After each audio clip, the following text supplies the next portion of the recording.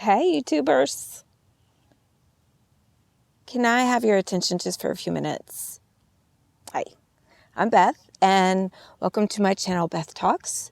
For those of you who are new to my channel, and for those of you who have already subscribed, liked, and shared my videos, thank you, thank you, thank you. I am so grateful to have you in my circle. I started this channel about 6 months ago to share my life transition and some changes that I was making in my life. I decided to go back to college midlife and completely change up a lot of things, aspects of my life, which have been tremendously rewarding, just making changes in myself. And so, I think we live in a great, big world with a lot of people in it. And it's helpful to share our experiences with each other, learn and grow, and maybe perhaps create a better world of people who love and understand each other a little bit more. So today I wanted to talk to you about complacency, because I think complacency is absolutely the biggest killer of dreams, and it's the easiest thing in the world to be complacent. So I wanted to just kind of point out 3 areas of my life where I kind of really try to focus on not being complacent. Complacent just means that you're comfortable, you're not really making changes, you're not really paying attention to where you need to course correct. And number 1, I think, is work-life balance. And I think we all struggle with this because we are raised, in America anyways, in a culture where we're taught that you grow up, you get a good job, you support your family, you go home, rest, wake up, repeat, do it all over again. But the only problem with that is it depends on what you're doing for a living, because what you're currently doing for a living right now might not be making you happy.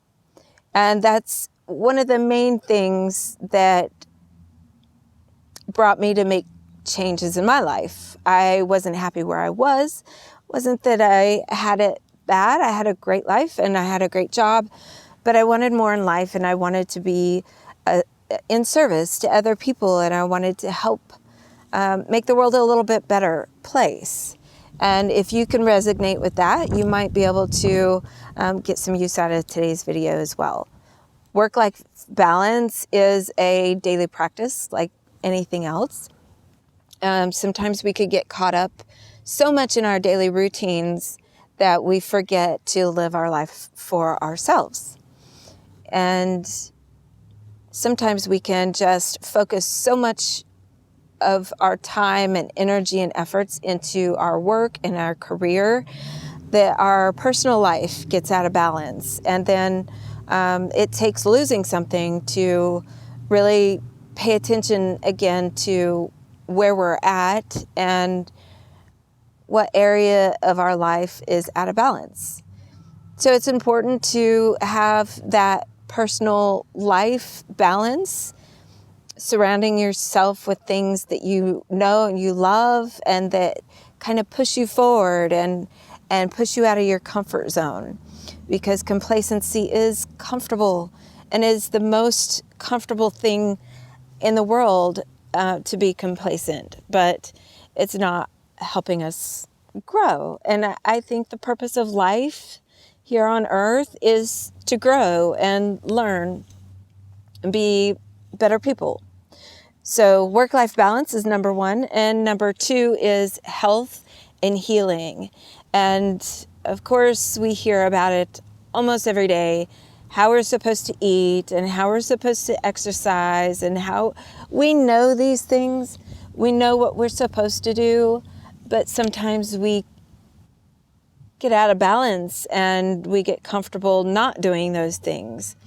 So health should be a daily practice, something that you think about and do something that makes you uncomfortable every day, whether that's walking around your neighborhood, going to your gym and having a good workout, or just eating something healthy that you haven't tried before. Be a little uncomfortable, because if you're not uncomfortable, you're not changing. And when it comes to healing, healing is essential for your health and wellness. Your health comes from the inside. So if your emotional state, your balance of how you react to the environment and the people around you is off balance, and you can let outside influences hinder your development and hinder your healing, because we all have things that we need to heal from, and it takes effort to do that. So, sometimes you have to really write it down and put it in front of you, what your goals are, and see that every day, so that you don't get too comfortable and you're not complacent where you're at, and you know where you want to go and how you can get there. So be a little uncomfortable. And that brings me to number 3. And I think this is super, super important. One of the most important is comfortable with the people who are in your inner circle, the people who love and support you and you spend most of your time with. You take the top 5 people that you spend most of your time with and assess those relationships. And if they're not supportive and loving and beneficial to you in some way, it's time to reassess those relationships and see where you could put up some boundaries. You don't have to erase people from your life, but there has to be some kind of boundaries so that you can feel supported and feel like the people around you are going in the same direction you are. Because if you're growing and developing, you want people who are also growing and developing around you. Because if you're stuck, they're stuck. If someone else is stuck, then they're going to influence you. The people around you are your influences, and you could be an influence to the people around you. So these things can really help you if you just focus on those 3 things: work-life balance, health and healing, and the people who are around you every day or the majority of the time. Those things can help balance you and keep you on your course. And I talk about course correction all the time.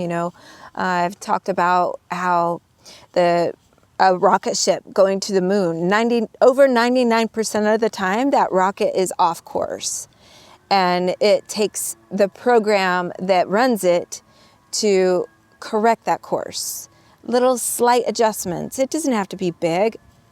Try something healthy that you haven't eaten before. Try meditation if you haven't healed before. If you're working all the time, try to take a little extra day off to spend it with your kids or someone you care about, or pick up the phone and call somebody that hasn't heard from you in a while. And I'm terrible about this. I like to be a hermit most of the time, so I have to be uncomfortable to reach out and really actually put forth an effort in making changes every day. So don't be comfortable. Being comfortable means that you're just existing, you're not living. Live a life this year that makes you uncomfortable and see how much you grow. That's all I got.